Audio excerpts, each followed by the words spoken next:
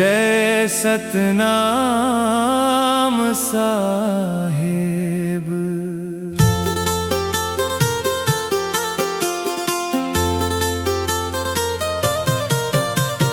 जय सतनाम साहिब।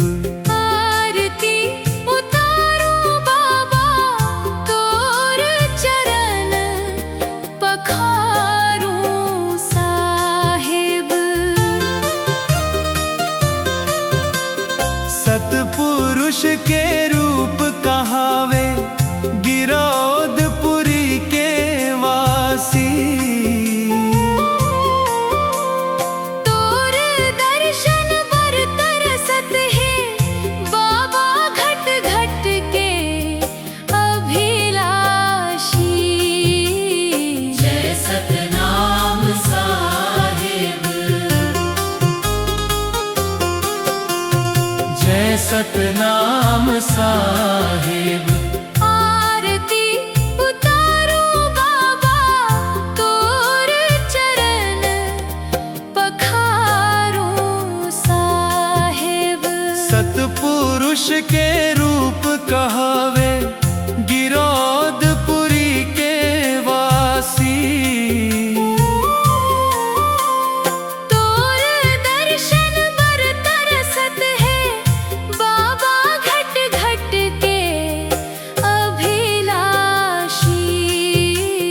जय सतनाम साहिब।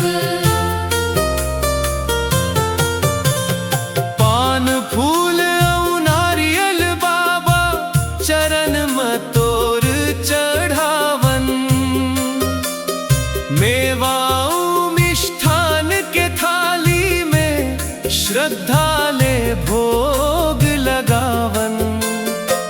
धूप दीप और चंदन ले तोर आरती हम सजावन। मन मंदिर के अंधियार ला जोत ले तोर मिटावन। जय सतनाम साहिब। आरती उतारो बाबा तोर चरण पखारूं साहिब। सतपुरुष के रूप कहावे गिरौदपुरी के वासी। तोर दर्शन पर तरसत है बाबा घट घट के अभिलाषी। जय सतनाम साहिब। मंखे मंखे एक बरोबर सत के राह दिखाए। अमृतवाणी बोल के बाबा जग के भरम मिटाए। श्वेत ध्वजा तोर फहरे आकाश में जैत खाम अति पावन। तोर दया के अमृत बरखा लागे मन ला सुहावन। जय सतनाम साहिब। आरती उतारो बाबा तोर चरण पखारूं साहिब। सतपुरुष के रूप कहावे गिरौदपुरी के वासी।